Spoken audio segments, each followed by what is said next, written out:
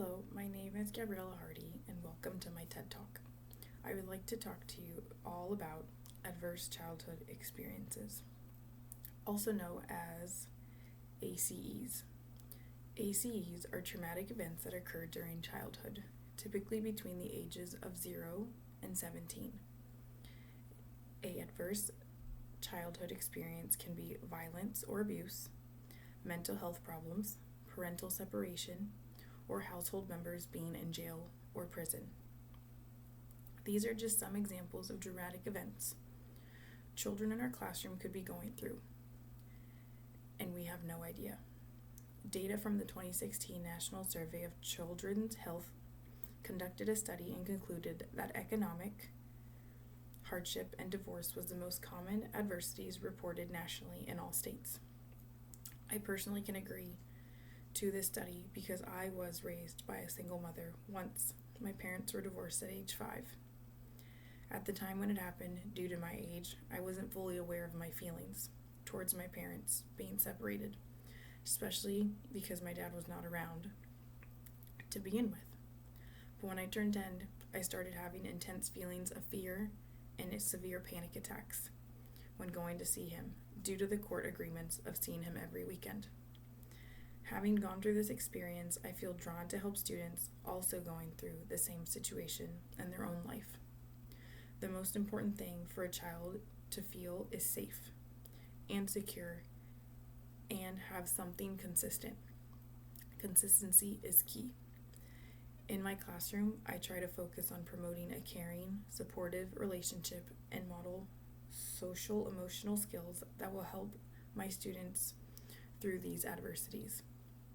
If students do not feel welcomed and safe at school, if their emotional, physical, and mental needs are not being met, they will not be able to focus, engage, and be motivated in the classroom.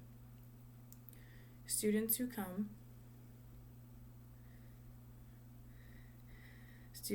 to school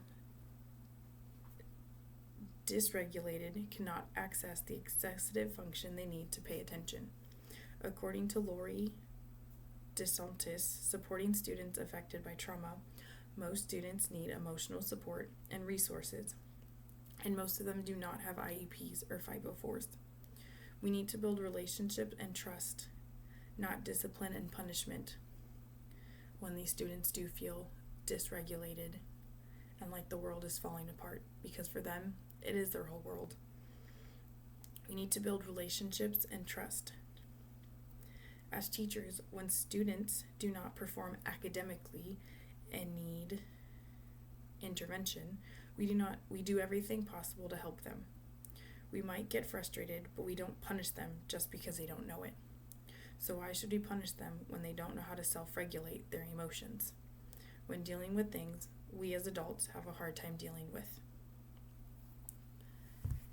In conclusion, childhood ACEs are an everyday and more frequent thing happening in our classrooms, and we must, as teachers and as a full staff and an educational community, come together and make social emotional learning and education more available in our public, private, and charter schools in order to help these students self-regulate and work through their traumas, because if they cannot get past their traumas, they cannot function as a normal child. Hence, they will not learn and they won't feel successful or like anybody cares about them. So we must, as an educational community, come together to find a solution to help them physically, emotionally, and mentally before they can succeed with their education. Thank you.